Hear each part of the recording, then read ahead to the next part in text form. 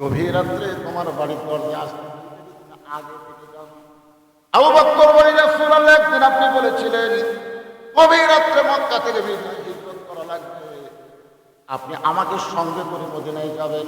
সেদিন থেকে আজ পর্যন্ত কোন রাত্রিবেলা আমি ঘুমাইনি, বরং সারা রাত আমি দরজার কাছে দাঁড়িয়ে থাকি।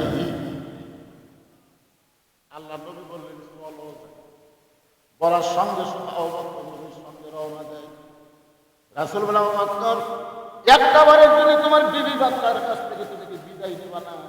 কারণ তুমি তোর মক্কায় থাকতেছ না, আমার সঙ্গে মদিনায় যাচ্ছ, একটা বার কি বিবি বাচ্চার কাছে বিদায় নিবা না? আবু বকর বলেন নবী গো, আমার কলিজার ভিতরে আল্লাহ নবী ছাড়ার কারো জায়গা নাই, দুনিয়ার কারোর কাছে বিদায় নিয়ে আমি সময় নষ্ট করব না। সাল্লাল্লাহু বলে মাটি থেকে ৫,৬০০ গাড়ি আল্লাহ আমাকে দেখার তৌফিক দান করেছে।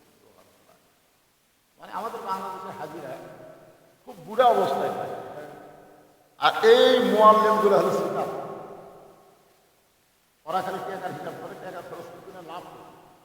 এই জন্য খালি বলে ওই যে দেখতেছেন না, ওই পাহাড়ের উপরে নবীর একের মতো আছে, আবু বকরের নবী ছিল, দাঁড়িয়েছে ওই যে পাহাড় দেখতেছেন, ওখানে কোরআন শরীফ নাযিল হয়েছে, ওটা হলো জামালের রহমত দাঁড়িয়ে হিরে। খালি দূর থেকে লোকদের দেখায়, ঠিক আছে ঠিক আছে, পাহাড় দেখার দেখা লাগবে যেই জায়গায় নবী ৩.৫ বছর সাধনা করেছে, ওই জায়গায় দেখা। জয়গণ কথা ঠিক কিনা?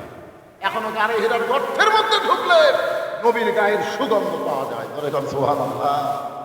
একাধারে ৩.৫ বছর আল্লাহ নবী দেখাইছিলেন, পৃথিবীর পুরো জায়গায় নবী একাধারে ৩.৫ বছর ছিলেন না, ওই গাড়ি হীরার মধ্যে একটা বাংলাদেশের বুঝা দিলেন ওটি যায়, এখানে খাওয়ালে খাওয়ালে আর বিবত্র হয়, খালি বিবত্র হয়। আজকে এটা খাওয়া হলো, তোমরা খাবার গেছো কি জন্য আল্লাহ দিয়ে গেছে জিনিসটা প্রত্যেকটা হাজিরা যদি খেয়াল করে।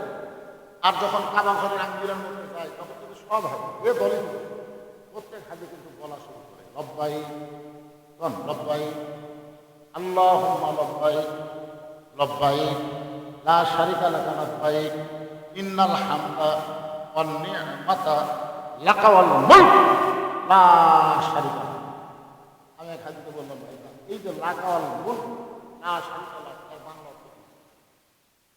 হুজুর আপনার কথা বলতে আমরা আরবি বললাম, এর বাংলা তো জানি না।